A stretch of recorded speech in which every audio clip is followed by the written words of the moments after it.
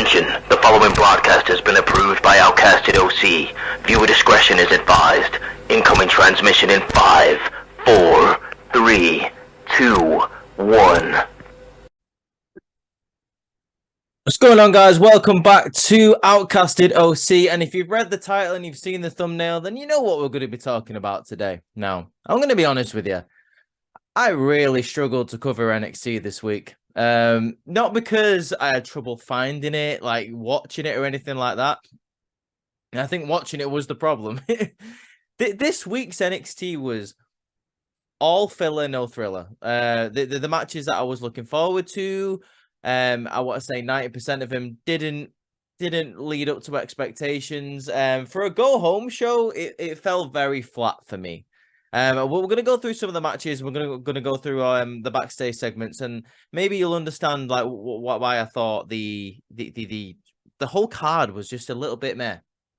It opens with Lyra Valkyria versus Cora Jade. Now, this is one of the semi-final matches for the Women's Championship tournament that we're going to be getting tonight. There's not much to talk about in this matchup because it ends quite suddenly. It's very quick. And I feel like the person who won this match was a bit shocking to me. I really thought Cora Jade was going to go all the way to the final. No, but it ends in Lyra Valkyria getting the win, like I said, seemingly out of nowhere. Cora Jade then attacks her after the match with the kendo stick, leading to an injury later on in the night for Lyra Valkyria, who discusses that in the medical room. Cora Jade, for me, is getting a little bit like I don't know what her purpose is on NXT anymore. I mean, like I say, in the semi-final match, I thought she was going to be the winner. I think Lyra Valkyria is very talented, but I think that she has a lot of time to develop on NXT, whereas Cora Jade has been there for a while now, and maybe she deserves a couple more, opportunities than Lyra. But it didn't do these people any favors. It didn't make me feel like Lyra Valkyria earned the final. It didn't make me think that Cora Jade earned the final, seeing as though how quickly she got beat. But there we go. I don't know. I don't know if this injury to Lyra will last on into the final and will cost her the championship eventually, because we'll get into the other semi-final match later. A match that went on a little bit longer and lasted, it was a lot better than the first match between Tiffany Stratton and Roxanne Perez, but we'll get there soon, don't worry. And we get our first glimpse of Dijak entering the arena for tonight in NXT. Then he is attacked by Ilya Dragunov, them two start brawling. This is a reoccurring thing that happens this week in NXT, where both of them are just absolutely battering the holy hell out of each other. Later on in the night, they're supposed to have a contract signing for the last man standing match they're going to be having at this. Is it Roadblock? Is it Battleground? Battleground, that's what it is. I forgot the name of the pay-per-view. They're going to be having a last man standing match at Battleground. So they're supposed to be signing the contract, but these two just can't keep their hands off each other. They just keep battering each other all night. I'm looking forward to seeing this match. I really am. I love Dragonov. I love Dijak. I don't think he's been given the love that he deserves in WWE for a good few years now, ever since he was in NXT at the very start when he was having matches against like Keith Lee and people like that. So hopefully this is a step on the way up for Dijak. What do you guys think of this feud? Are you guys excited for it? I know there's not really been much to it. I know we covered NXT last week where it was Dijak just torturing Dragunov, and for some reason Dragunov just let it happen because he's hard. But yeah, let me know what you guys think in the comments. Do you think it's going to be a good match? Are you looking forward to it? I don't know. Let me know. Next match, we get a very interesting matchup here between Axiom and Dabba-Kato. And I'm not saying it was an interesting match. I'm saying it's an interesting matchup in terms of how big Axiom is and how big Dabba-Kato is. I thought what happened after the match was more interesting than the actual match, but it was a classic case of Axiom trying to cut down the big man, but everything that he just kept doing to Dabba-Kato had no effect whatsoever. Dabba-Kato ends up just absolutely sit-down powerbombing Axiom. 1, 2, 3 for the win. Dabba-Kato then goes for another attack after the bell rings, but then Reggie comes out of nowhere and saves Axiom and picks him up and shakes his hand. This is an interesting turn of events, seeing as though Scripps, aka Reggie, was unmasked last week by Axion. So I don't know what they're gonna be doing with scripts. Is it like a split personality thing that Reggie's got going on? Are they going to go into that a little bit more? That'll be an interesting little lane to go down. I wouldn't mind seeing that. Like, you know, is Reggie different than scripts? Like the personality thing. I think they've got something there. I don't know. I have a feeling that we're going to be seeing more of this and more of a Reggie, Axion, and the whole script situation unfold next week. So I'm interested to see that. That's one of the only interesting things for me that came out of this week's episode of NXT. But you know, we now go to something that started off last week and that we covered last week, where Tony D'Angelo was arrested in the restaurant while Stacks was outside taking a phone call. We now see footage from the police station where Tony D is in an interview room with a policeman. Apparently, there's been a few tips that Tony D has been involved in a lot of illegal activities, that his name keeps getting brought up in a load of different crimes. There's a funny bit where the detective says we've been receiving tips, and Tony D is like, tips as in, you know, you want some money? And like the detective's like, no, you try to bribe us? It was like, it's just a joke. Relax over here. You know, it's just we over for fun and games and stuff. Cannoli, you know, Tony D. The detective then pulls out a phone and says, do you recognize who is on this video?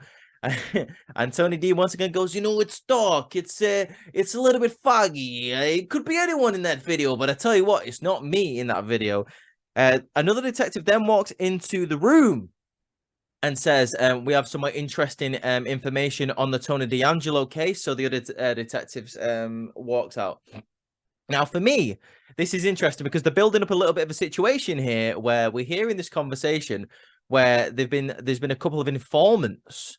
And then Tony D goes, do you mean rats? So is someone snitching on Tony D'Angelo? We may get the answer to that later on in the night, or we may get some speculation to who that is later on in the night. But let me know in the comments, do you think there's any rats in the Tony D organization? And seeing as though there's only one person in the Tony D organization that we've seen so far, which is Stacks, is there going to be someone else like coming up? Are we going to be extending the Tony D organization in NXT? I would like to see that. I would like to see more than one person in his family, seeing as though he's supposed to be the Don of NXT.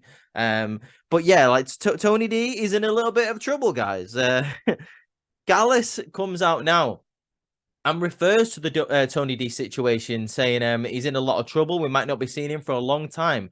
They also start bashing the Creed brothers, where apparently the Creed brothers, you know, we haven't heard from him since they called us out last week. We covered that as well, you know, when they went on commentary and challenged Gallus to a tag team championship match at Battleground. Well, Gallus is like, you know, we haven't heard from him since, which is the perfect time for the Creed brothers to come out and challenge once again Gallus to a tag team championship match at Battleground. They all get in the ring.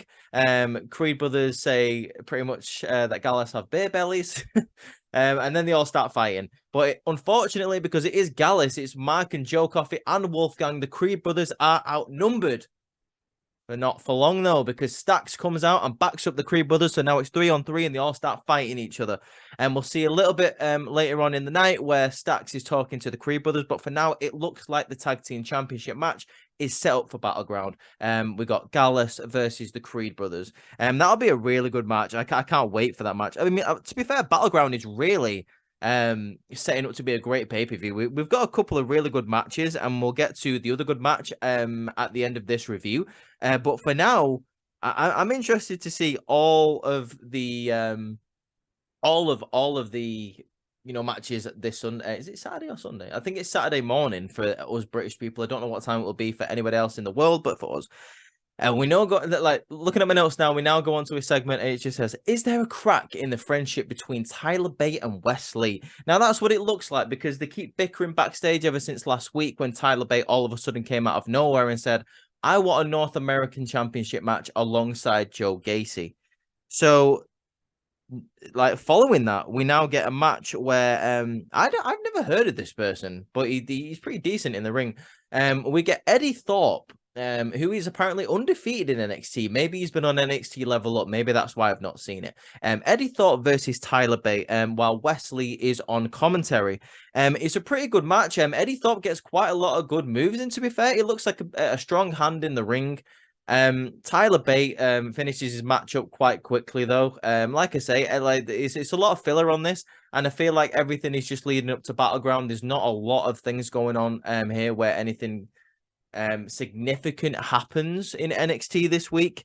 But anyway, after the match, Joe Gacy comes in the ring, starts attacking Tyler Bate. Wesley gets off commentary, runs into the ring, and accidentally hits Tyler Bate.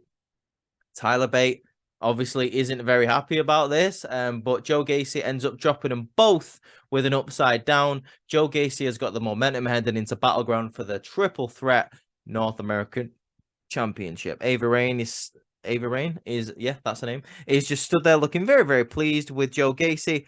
I really don't know who I want to win this match, to be honest. I wouldn't mind seeing Joe Gacy with the North American Championship. But then again, I wouldn't mind seeing Tyler Bate with the championship in NXT. But on the other hand of that, Wesley has had a really good North American Championship run. So all three of these people are potentially great champions heading forward, Wesley being the current champion. But like I say, the other two people can really hold down that championship as well. Frees up the other two people to maybe have a feud or maybe get called up to the main roster, especially in Tyler Bates' situation. I really wouldn't mind seeing Tyler Bate on Raw or SmackDown, even though the draft has just happened. But let me know in the comments, who do you think is going to win that match? We now go to what I was talking about earlier backstage, where Lyra Valkyria is in the medical tent or whatever it is, and she's talking about the fact that she's got a bruised and damaged knee, and she's just going to let it rest. She's going to watch the other semi-final match tonight. The interviewer then asks, who would you like to win that match? Who would you want to face in the final? And this is where she goes, well, usually this is where people give vague answers and stuff, but I want to face Roxanne Perez in the final because I think she's the best woman in NXT right now, and it'd be amazing to face her for the Women's Championship. So we know which side Lyra is on heading into that match. And now we get a match here, which is, once again, a little bit of a filler match where I thought it was going to be a little bit better than it was. We get Nathan Frazier versus Noam Dar. A match, like, once again, I feel like they could do a little bit more in the future with. You know what you're getting here. Quite a lot of high-flying stuff. There's the segment at the end here where Dragon Lee gets involved, distracts Noam Dar, and Nathan Frazier comes in.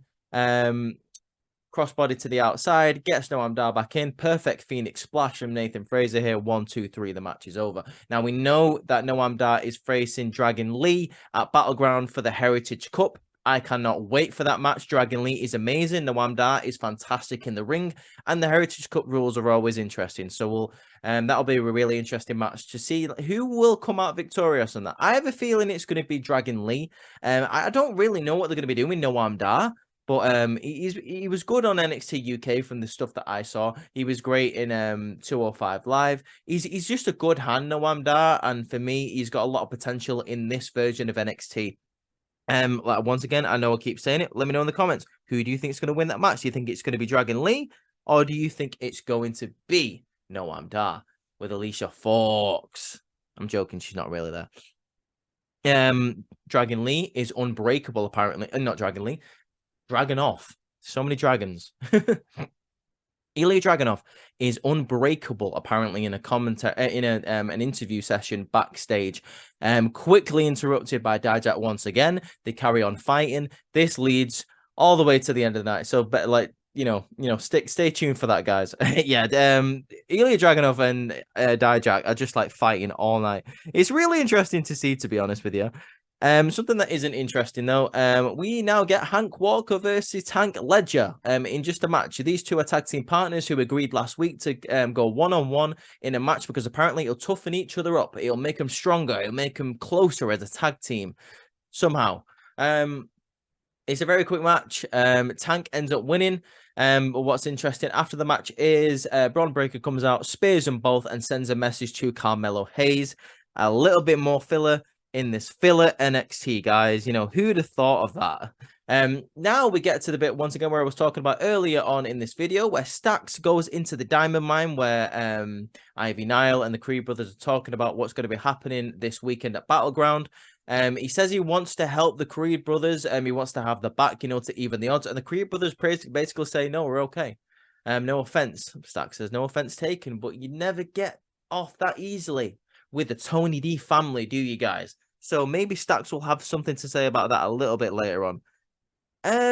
We now get to a segment where I do not feel it is earned. I don't feel like the match that they're going to be having next week is earned, seeing as though the storyline ever since they turned on each other has been a little bit boring, guys.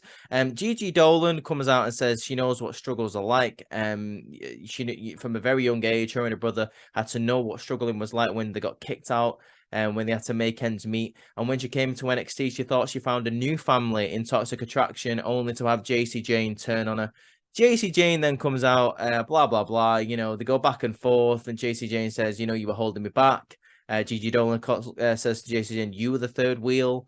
JC Jane says, I beat you. Gigi says, I beat you. And it was like, it's time for it to come to a head, JC Jane. How about we have a steel cage match next week on NXT? Better than that. Why don't we have a weaponized steel cage match next week on NXT? And I'm sat there like, these two people are great. They are great. JC Jane is very great. I think she's fantastic on the microphone. I think Gigi Dolan is pretty good on the microphone as well, and she's good in the ring. But a weaponized steel cage match, I don't know. I think if they focused a little bit more time and dedicated a little bit more time on the NXT TV to this feud, I think it may have deserved a weaponized steel cage match. But ever since the Bailey session a couple of months ago where JC Jane turned on Gigi Dolan, it's kind of been a bit of a backstory in NXT, which is a little bit weird because seeing as though Toxic Attraction was like one of the main events of NXT for over a year, you think they would have invested a little bit more time into it. But, you know, hey-ho, whatever. I don't know. You know, if you're not going to invest any time into it, then, you know, why should I care about it? And why do I think you deserve a weaponized steel cage match? No. I'm not about that. Next, we get Luca Crucifino versus Von Wagner. Now, I'm not even going to talk about this match because I don't care. Luca Crucifino is the type of name that should be in the Tony D family. Like, Luca Crucifino should be like the crooked lawyer in the Tony D family. That'd be a really interesting thing to do. I wouldn't mind seeing that. There's literally nothing to talk about in this match. Like, Von Wagner, once again, being Von Wagner, you know, I just kind of want to see. I just want him to do something with Von Wagner, like maybe talk about the picture that he's on about. I don't know. Who cares? Who cares? Who cares about this match? No one does. Tony D, he gets arrested now. The two detectives come back into the room and they ask him to turn around and put his hands behind his back. Tony D is arrested. We don't see Tony D now for the rest of the night, but guys, someone is definitely snitching on Tony D'Angelo. And my speculation is either it stacks, maybe try to get a little bit higher in the family, or it's just a case of Gallus snitching on Tony D because they don't want to face the D'Angelo family at Battleground. What do you guys think, guys? Let me know in the comments. Who is the snitch? Who is the rat in the Tony D family? Is it someone that we don't even know yet? Is it someone that hasn't even been introduced to the NXT universe yet? Or is it someone right under our nose this whole time, eh? Who is the snitch? That's the most interesting thing that happened in NXT this week, just for a little bit of a spoiler. And we now go on to the second semi-final match, and it is Tiffany Stratton versus Roxanne Perez. Now, again, this is a match that could have been a lot better. This is a match that could have had way more time to it, but for some reason they decided not to give it a lot of time. Tiffany Stratton ends up winning this match, which I am very, very happy about. Tiffany Stratton, for me, should be the next NXT Women's Champion. She has got the most talent in that locker room, in my opinion. She isn't ready to, well, she is ready to go up to the main roster, but if you're not going to take her up to the main roster, make her the champion. Just make her the champion because Cora Jade deserves to go up to the main roster. Roxanne Perez needs a little bit more work, but you know, either way, I don't think she needs the title. I'm excited for Tiffany Stratton versus Lyra Valkyria at NXT Battleground, but I do think it should be Tiffany Stratton coming out with a victory. She is this generation's Charlotte Flair, and I will say that till I am blue in the face. I have said that so many times. She is so talented. She is great on the microphone. Her entrance is amazing. She is fantastic in the ring, and she's a great seller. She does great backstage segments, and apparently her character is I just read an article where apparently she was influenced a lot by High School Musical, her character. So I mean, I've never seen those films, but like, is he like a rich sassy girl or anything in those films? I'm assuming there probably is, like, seeing as I'm assuming there's like cheerleaders in that film. Tiffany Stratton, like I could totally see her being influenced by High School Musical, and I hope she gets the women's championship. But now, guys, we get to the end segment, which isn't even really a segment. Ilya Dragunov and Dijak are fighting. They are fighting still. Dijak goes to make his entrance. He comes out, and all of a sudden he gets attacked by Ilya Dragunov. They fight down to the ring. They just start battering each other. Dijak gets the advantage. Like batters Dragunov, signs the contract for last man standing on Battleground, and then Dragunov gets the advantage, knocks down Dijak, also signs the contract, and then Dijak keeps getting up from all of these big moves that Dragunov are hitting, is hitting, and the commentary are like, how are these two people going to stay down at Battleground this Saturday? How are they going to stay down for the count of 10? But you know, we always get that. We always get for the last man standing matches. I'm excited for Battleground, guys. I'm not going to lie to you. We've got that match. We've got Dijak versus Dragunov, which is going to be a hit, like a hard-hitting affair. Dijak is great. Dragunov is great. And we're going to have that tag team match with the Creed brothers versus Gallus, which is going to be a really great match. Julius and Brutus Creed are really good. Gallus, Aurora's a solid hand in the ring. We're going to have that triple threat match for the North American Championship. Joe Gacy versus Wesley versus Tyler Bate. Once again, fantastic. Can't wait for that match. And then we've got the final of the Women's Championship tournament, Tiffany Stratton versus Lyra Valkyria.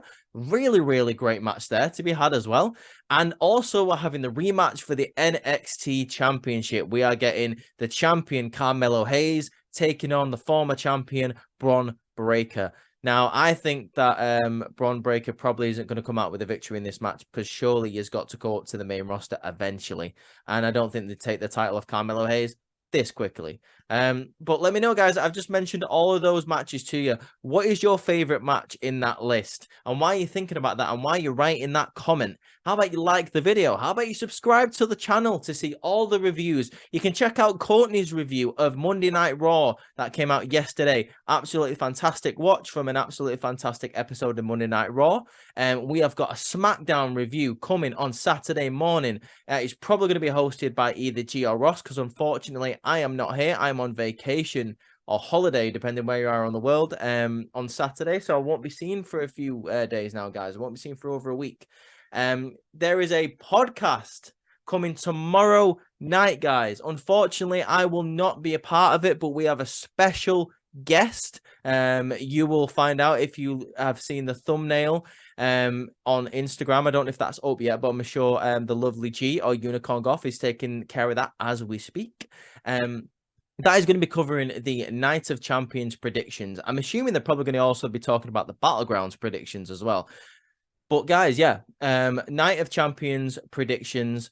Raw was on Tuesday morning yesterday. I've just put up the NXT right now. SmackDown on Saturday morning. And then we've got a whole host of things next week for you guys. Also, all the reviews. And then we're just going to be carrying on doing amazing stuff throughout the month and the month to come. So make sure you stay tuned for that. But for now, guys, like I said, take care. Have a fantastic week. Like the channel, subscribe, share the channel, show some love to us. But for now, guys, from me, this is going to be a goodbye for a couple of days, even a couple of weeks. So I hope you enjoyed the video. I hope you enjoy NXT more than I did. I thought it was a bit of a, but you can't like everything in wrestling, can you, guys? If you liked everything in wrestling, it'd be a bit boring in my opinion. But take care, guys. Peace out.